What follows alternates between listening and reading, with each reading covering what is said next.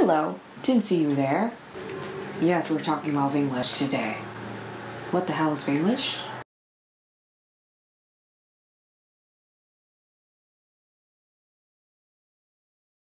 Chào anh chị dùng gì ạ? Cho mình bát tái gầu nhá. Vâng, thế chị gọi gì ạ? Ở đây có cái đồ gì vegan không bạn? Vegan là cái gì hả chị? Thì vegan là không ăn mấy cái meat miếc, rồi thì chỉ ăn những cái thứ như là vegetable này, rồi là yogurt này, gluten free đó bạn.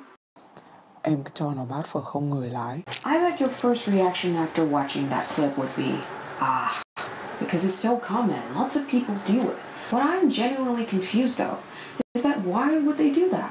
Now I understand that there are words where it would be tricky to translate them accurately into Vietnamese, such as vegan, which, by the way, it's a terrible word. You shouldn't have used it in the first place. But apart from vegan, why do you have to use English terms for things you can easily say in English?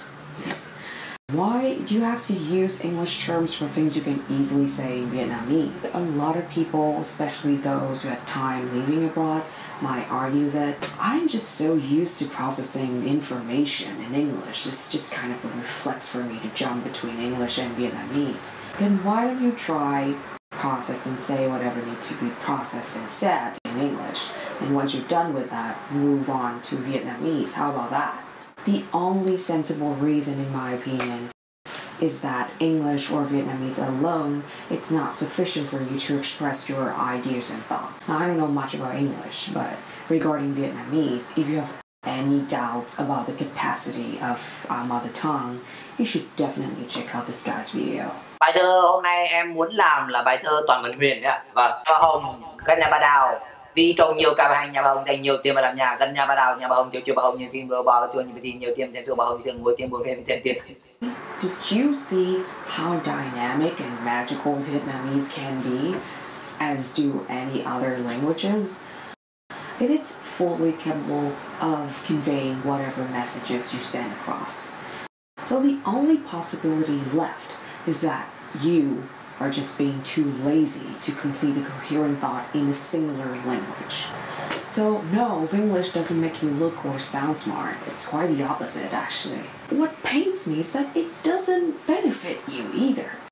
If you want to improve upon your English or Vietnamese or both, because the way things are pronounced in English and Vietnamese are so different, mixing them together would just screw up your tones. That is why you don't see people say things like this. Đây là cái tattoo. That is why we have to have English to make things sound a little less weird.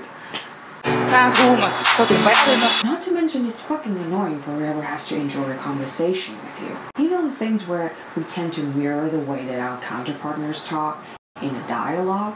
Well, if I were to be engaged in a conversation with someone who likes to drop an English word every 2 seconds, how should I respond to that? Should I Vinglish also? Or if I were too adamant on sticking to pure Vietnamese, how awkward would that be? So, as I've proven to you, there are no compelling reasons why you should Vinglish.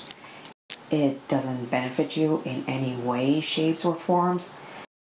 It only makes you look like an idiot. Then why would you do that? Now it is not my place to say whether it's right or wrong. I don't think it's my place to say anything is right or wrong, to be honest.